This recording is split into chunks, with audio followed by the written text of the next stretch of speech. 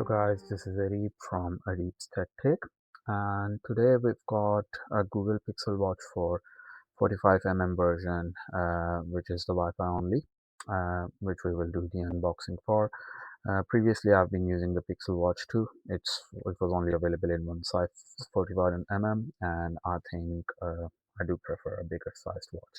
So today we will have a quick unboxing overview that what's included in the box, how is it packed, and then just a quick setup. So to start with, we will start by pulling this tab so that it can let the box slide out of the external cover. And here we have two tabs, as we can see, on top and the bottom.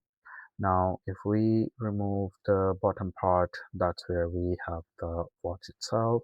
And then on the top side, we'll see what do we have. It looks like the straps are there, but we'll check what else is there. The charging cable should be included. Could either be with the straps or with the watch. And as we can see, the box has got the partition there as well. It's quite nice. And we will start by pulling this bands out, and the default bands which we get are the small size. These are the ones which usually would work for most people, unless you've got really big wrists, for which they do include a large size as well, I believe. We will see once we open the rest of it. Now we will put this away for now, and then have a look into the rest of the box to see what else is included. Now here we can see that we have got some booklets. There are two of them actually. One of them is the initial setup. We probably wouldn't need it because usually the phone and the watch itself are pretty good to get that set up. And then we've got some warranty, safety, and regulatory guide for the Google Pixel Watch 4. We will put them away for the time being, and then as expected, we do have a large band here included for people who will find the small band not really useful for them, or people who've got like really big wrists. I think the small one works for me, but if needed, I can use the large one as well. Now, keeping that on the side, here we have the actual watch, and I was just pulling this tab, forgetting that it was actually the one which was supposed to pull it out of the box. And we have got this watch very similar to the Watch 2 uh, from the first impression. It doesn't look too different, but we'll have a look. Uh, as for the rest of this side, we actually have got the charging cable on this side. I was expecting it to be on the other side, so they've uh, fitted this inside the small area. And here we have just the charging cable. We would have to use a powerful adapter with it, but this year it looks pretty nice. Google has changed their chargers 3 times for their last 4 watches, but hopefully this design will stay here. And now we will start up the watch. I'll just clean up the table a bit here as well while we try to set up the things. Now while we are waiting for the watch itself to load, we will quickly put on the bands, and I usually find them quite easy. Even when I bought the watch 2, I didn't find it too difficult. Goes in pretty easily, and then it's pretty secure. um, I've got no complaints. I've used the bands for 2 years on the watch 2 itself. Now I'll put the watch 2 here while this one loads up, and you can see there is some size difference. And as it starts booted up, it also shows the fast pairing option on my Pixel 10 Pro XL, and very nice animation about the pin itself on the watch, and it connects pretty quickly. And then we will go ahead and link the accounts and do the rest of the setup. Now the next thing we've got here is it asks to sign into the Google account, which we will do quickly, make sure that everything's set up, and it takes a few minutes while this is being set up. There are some terms of service which you just go through and you have to accept them in order to actually use the watch and use all the features. So go ahead and accept them, and just in a couple of seconds it also connects and then shows us some limited warranty information for different regions. After that, it gives the option to restore from the backup. I prefer to just set up my devices as new when I buy them. The first thing it asks is to set up the orientation of the watch, that which wrist are you going to wear and where will be the crown facing. And this is something new on how to, remove the band, attach the band, adjust the size, and then how to actually wear the band itself. Uh, I think it's pretty good. For most people, they will figure it out, but it's good that they're including all these animations there. Now we will just go ahead with it and press done so that we can proceed further with the setup. Now, when we continue, it asks that we can set up more features now or just start using it straight away. I'll set up a few things. The first thing, which is quite important, I'll use the Fitbit. And as we can see, we've got like an interactive watch here, which is pretty good. Now we will proceed further and set up the Fitbit, and I have already got my Pixel Watch 2 connected here to the Fitbit app. So it's asking that would I like to remove that and replace it with the Pixel Watch 4, which I would, because that will be my daily one now. And again, some terms and condition and some information to keep in mind. Just will give it a couple of seconds again, and then the watch is also connected to the Fitbit app. Now, once we press done, it shows us a page with some new features. These have been available on Samsung for a while, and I believe on Apple too. But basically, this is where the watch auto detects and saves the common activity. You don't really need to do anything.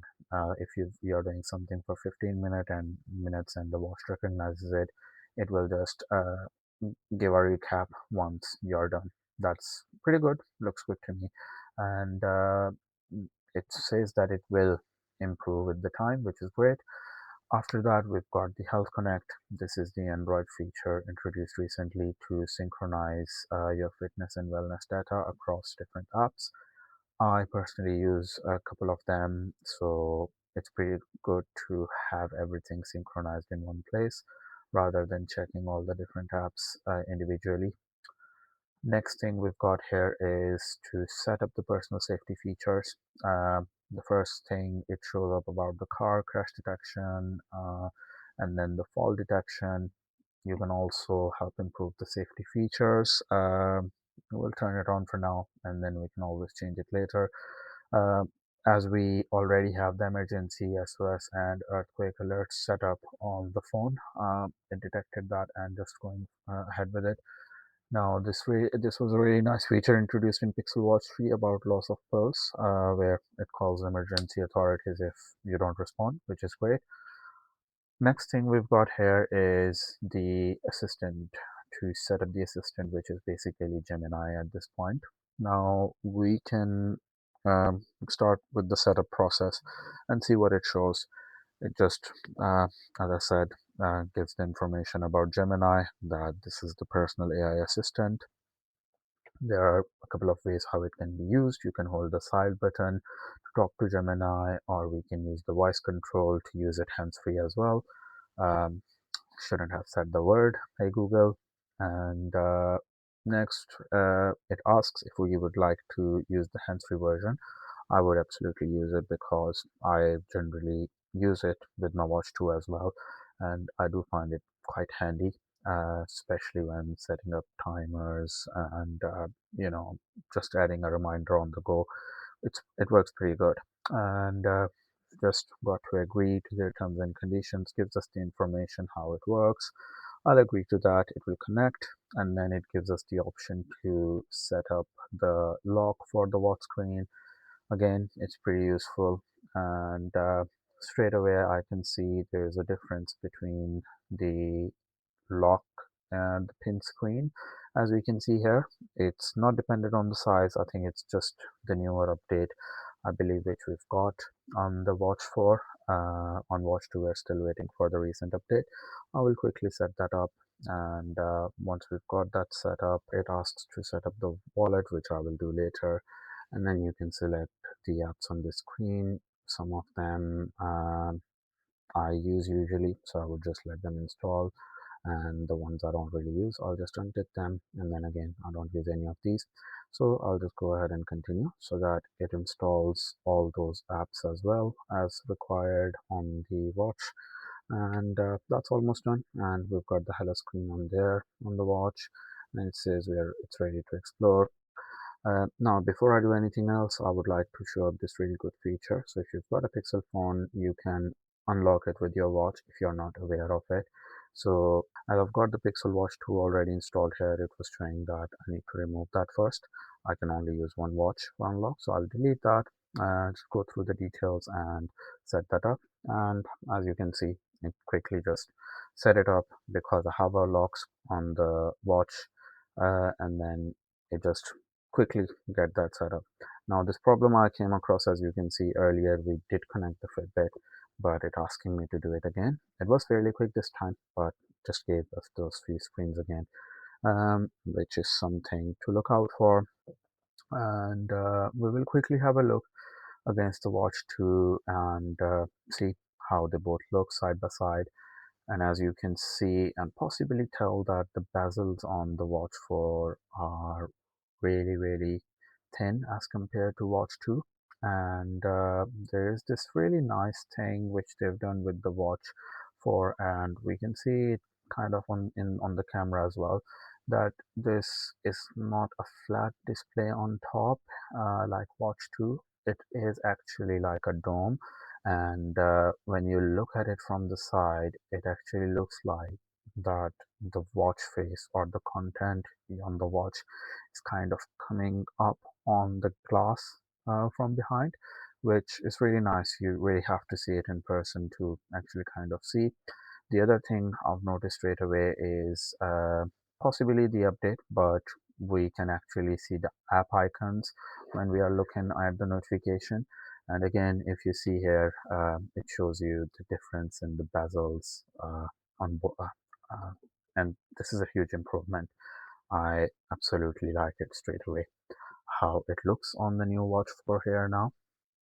And we will quickly explore the icons. Look a bit different here, mainly I believe because of the updates. Something I saw there which is quite different is the color theme. It might be something to do just with the Wear OS 6, but we will see. And as you can possibly see, the brightness on the Pixel Watch 4 goes really high. It's supposed to be really bright. I believe it's 3000 nits. I'll put a correction if I'm wrong there on the video with text, but yeah, apart from that, the rest of the options look pretty similar. You can use the same options as, you know, the Watch 2. The only different thing, which again I believe would be software. And thank you so much for watching this today, guys, and I'll see you in the next one when I've used the watch a bit more. I'll uh, post a full review about it as well. And please like and subscribe, and thank you for watching again today.